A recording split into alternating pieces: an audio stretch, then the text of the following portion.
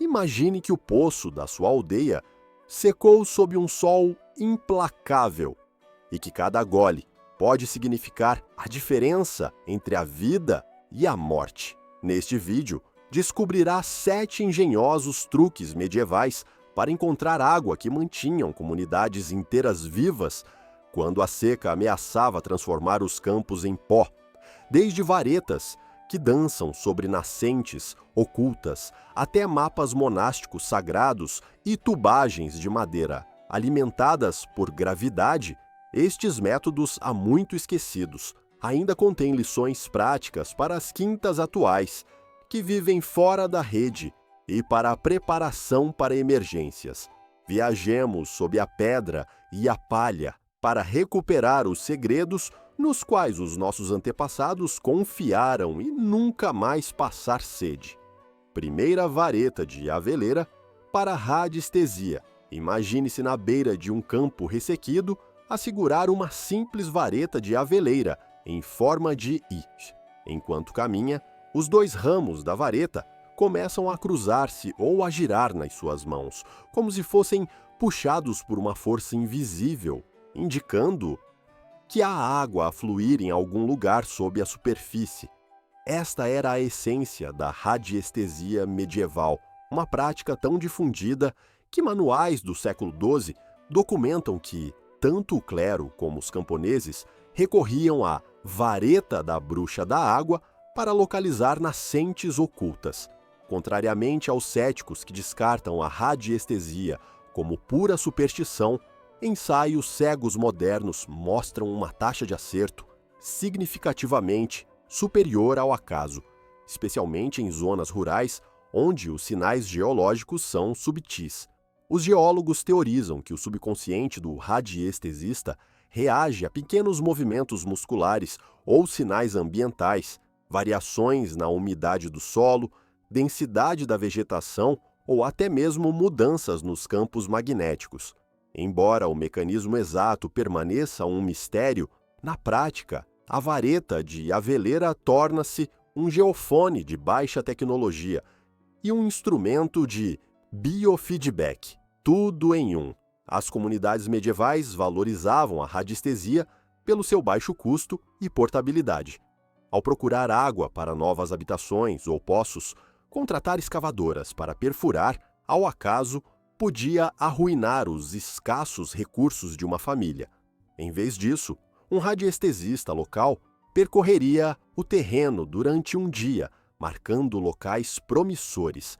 Após um poço de teste bem-sucedido, muitas vezes apenas um buraco estreito, a aldeia investia em revestir e tapar um poço mais substancial. Hoje em dia, pequenas quintas e habitações fora da rede elétrica ressuscitam a radiestesia como uma ferramenta de estudo preliminar rentável. Uma caminhada de radiestesia pode reduzir as despesas de perfuração ao focar o equipamento pesado em locais de alta probabilidade. Workshops e canais do YouTube dedicados à radiestesia moderna estabelecem paralelos com as práticas medievais, ensinando os entusiastas a ler sinais ambientais súbitos juntamente com as respostas das varetas. Ainda assim, a integridade era importante. Os radiestesistas medievais costumavam atuar sob juramentos, partilhando o risco comunitário, pelo que uma pista falsa podia custar mais do que tempo perdido. Podia arruinar toda uma estação de colheita. Os aldeões combinavam leituras de varetas com indicadores de superfície, tufos de musgo, rastos de animais e até a direção do crescimento das folhas de erva, criando um método híbrido, simultaneamente místico e empírico. À medida que redescobrimos estas habilidades ancestrais, descobrimos que a simples dança da vareta, de aveleira sobre a terra ressequida, não é mero folclore.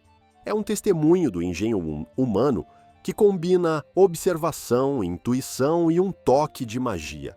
Segunda nascentes sagradas, mapeadas pela igreja, imagine o silêncio de um claustro iluminado por velas, o suave roçar da pena sobre o pergaminho, enquanto um monge traça os contornos das paredes da capela e registra secretamente o gotejar da água logo para além da pedra.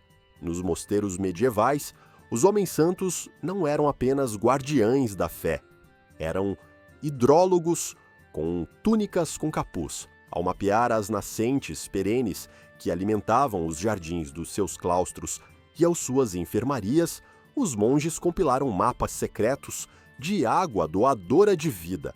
Para o leigo, estes poços eram milagrosos, mas na prática encontravam-se-os sobre aquíferos pouco profundos e calcário fraturado. As comunidades monásticas mantinham estes locais de nascente com reverência, rituais anuais e procissões de irmãos vestidos com hábitos, encantando os aldeões e reforçando o respeito comunitário pelo poço. Estas cerimônias também serviam para realizar inspeções práticas, reparar fugas, limpar juncos e aprofundar o canal. Ao longo dos séculos, este arquivo vivo de locais de nascente ficou codificado nas margens dos manuscritos e nos frescos das capelas, visíveis apenas para quem conhecia os glifos e símbolos esotéricos dos mosteiros. As escavações arqueológicas em abadias cistercienses revelam bebedouros de pedra esculpidos na rocha, muitas vezes situados logo para além do claustro. Estas bacias recolhiam água através de calhas ocultas e canalizavam-na para tubagens de chumbo para preparar cerveja, cozinhar e curar doenças. Cronistas como Guilherme de Malmesbury observaram que certas nascentes nunca falham, mesmo em épocas de seca, graças à cuidadosa manutenção por parte dos monges e a um profundo conhecimento da geologia local, transmitido de geração em geração.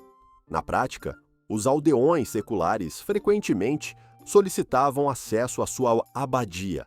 Aos senhores monásticos eram concedidos privilégios, dias de mercado celebrados na primavera, dízimos em troca de direitos de água e orientação para construir os seus próprios canais de alimentação para as aldeias.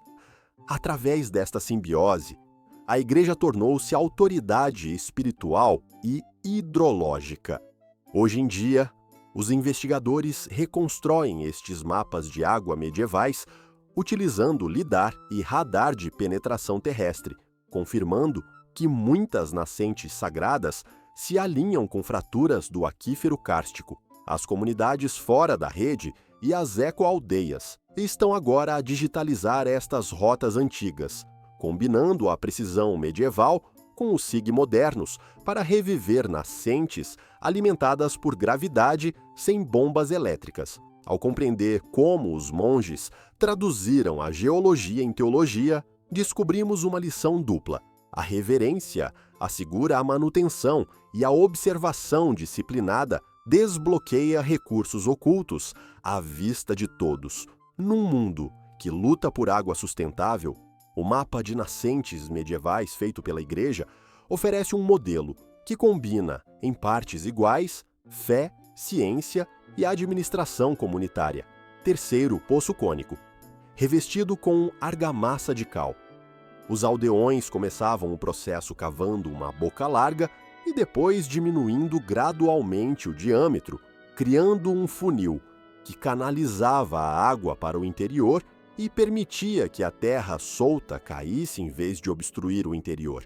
Uma vez que a profundidade desejada atingia o lençol freático, o construtor colocava pedras ao redor do perímetro do poço, cada camada ligeiramente mais pequena que a anterior, criando esse perfil cônico distintivo. Para segurar estas pedras e selar as fendas, aplicavam argamassa de cal, uma mistura de cal viva, areia e água. Este revestimento selado com pedras impedia que o lodo se infiltrasse e selava as fissuras que podiam introduzir contaminantes, garantindo que a água permanecesse clara e fresca. A escolha da cal não foi arbitrária. As propriedades alcalinas da cal viva neutralizavam os elementos ácidos do solo e inibiam o crescimento bacteriano uma forma primitiva de purificação da água. Em regiões com abundante calcário, como as colinas de Chiltern ou partes da Normandia, obter cal era simples.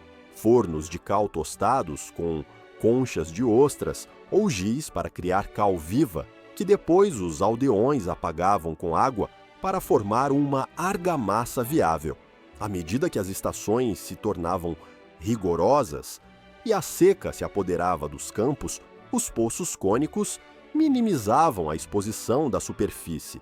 A abertura cônica reduzia a luz solar direta e o vento sobre a água, abrandando drasticamente a evaporação. As rotinas de manutenção incluíam a aplicação periódica de argamassa de cal fresca e a raspagem da acumulação mineral, uma tarefa frequentemente atribuída durante os dias de trabalho comunitário, regida pelo costume local ou por um decreto da igreja. As instalações modernas ecoam estes princípios. Os agricultores instalam revestimentos cônicos e utilizam argamassas de cimento formuladas com misturas de cal ecológicas, equilibrando a integridade estrutural com a permeabilidade. Ao revisitar os poços cônicos medievais, os construtores atuais que vivem fora da rede obtêm conhecimentos sobre a purificação passiva e a construção sustentável. Métodos simples nascidos da necessidade, refinados durante séculos sob céus abrasadores. Quarto, sistemas de captação de chuva com telhados de colmo. Imagine um conjunto de telhados de colmo densamente tecidos. Os seus ângulos acentuados cortam as gotas de chuva em riachos ordenados que correm para calhas de madeira. Nas aldeias medievais, os construtores cobriam as casas com colmo não apenas como isolamento, mas também como primitivos coletores de água da chuva. O segredo estava nos juncos ou palha entrelaçados. Naturalmente resistentes à água e abundantes, canalizavam as precipitações com surpreendente eficácia. Os aldeões construíam canais de madeira abertos, muitas vezes com troncos ou tábuas escavadas ao longo dos beirais.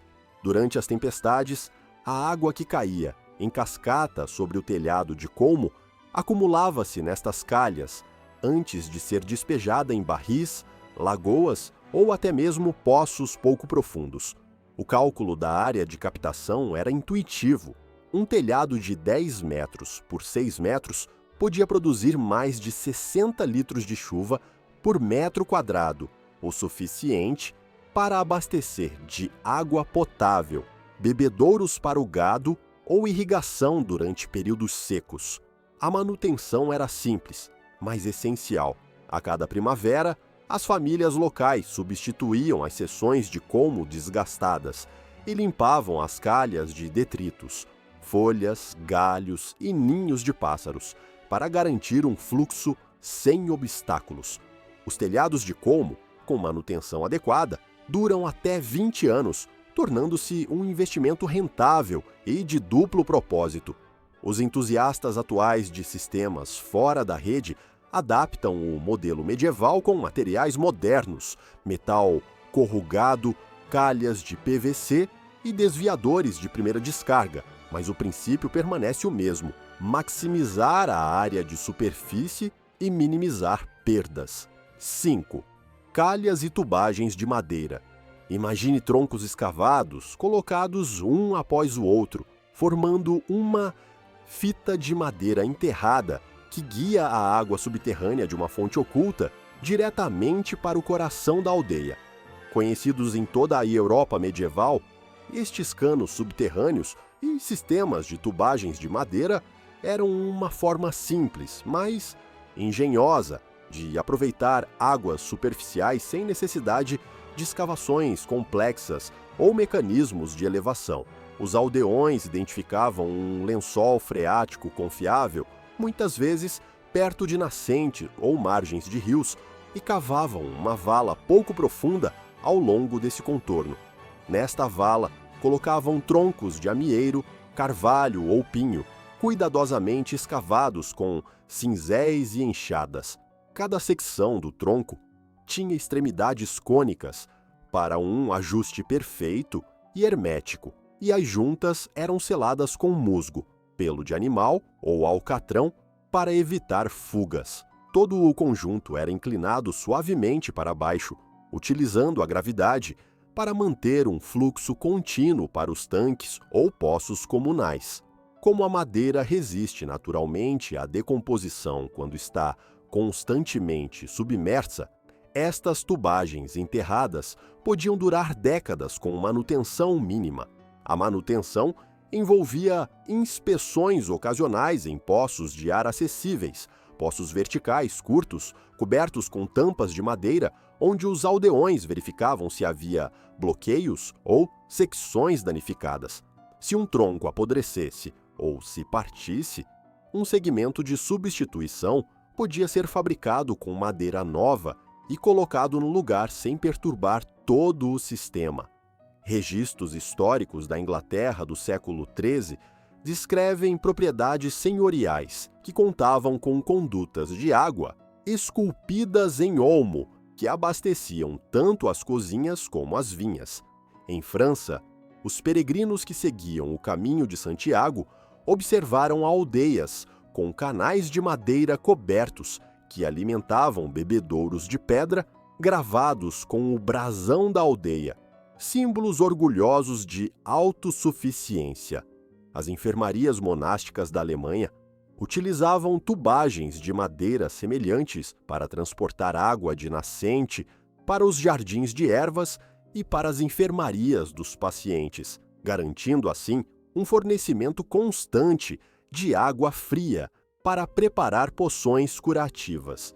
Nos projetos modernos de restauração rural, os entusiastas recuperam as técnicas de drenagem subterrânea utilizando madeira de origem sustentável e selantes de qualidade alimentar. Algumas ecoaldeias integram tubagens de madeira ao lado de sistemas de plástico, valorizando a abordagem medieval pela sua baixa pegada de carbono e pelo uso de materiais locais. Os arqueólogos também reconstroem estas condutas para estudar engenharia hidráulica, descobrindo como ferramentas simples e trabalho comunitário moldaram o acesso à água muito antes das bombas industriais. Hoje, a adoção de soluções de baixo impacto pode inspirar uma infraestrutura hídrica resiliente, provando que, por vezes, os métodos mais antigos continuam a ser os mais sábios. 6. Redes de nevoeiro e cortinas de linho. À medida que o nevoeiro chega à costa, as gotas microscópicas colidem com as fibras e fundem-se em pérolas maiores que caem em canais dispostos ali.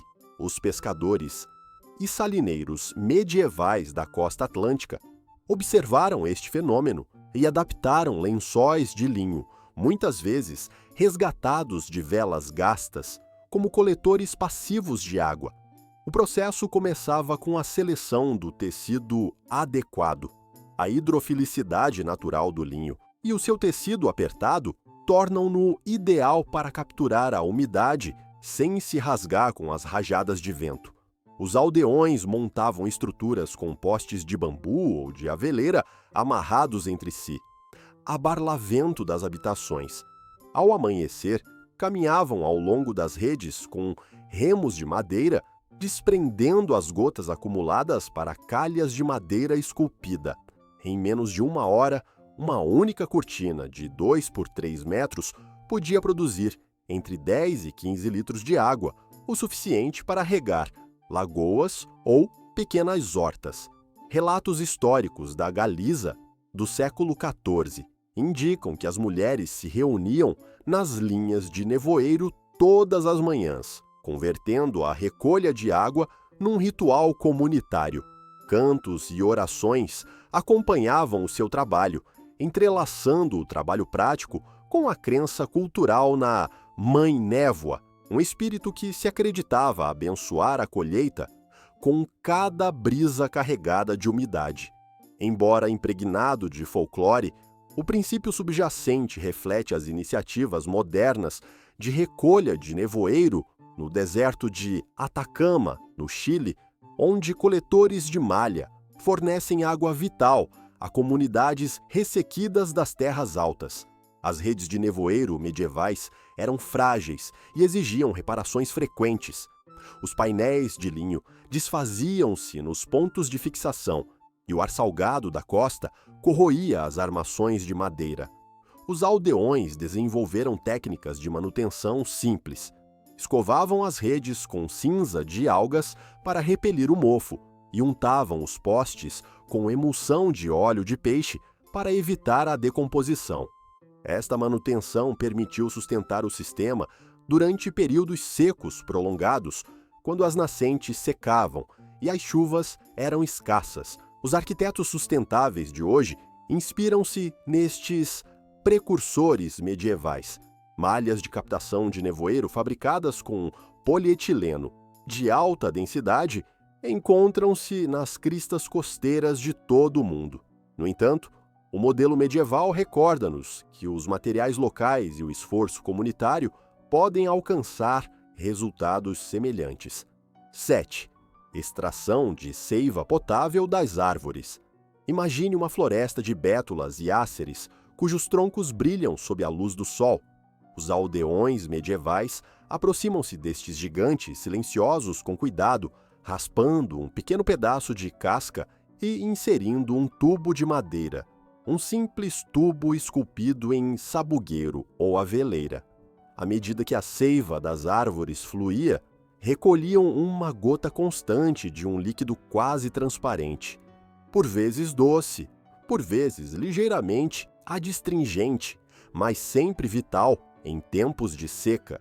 A extração de seiva das árvores não se limitava às florestas temperadas. As videiras e as acácias produziam líquidos potáveis em mais regiões. O conhecimento era transmitido através da tradição oral. Deve-se extrair no início da primavera, quando a seiva sobe, evitar danificar o câmbio, fazendo cortes superficiais, e fechar a ferida após a colheita para prevenir infecções.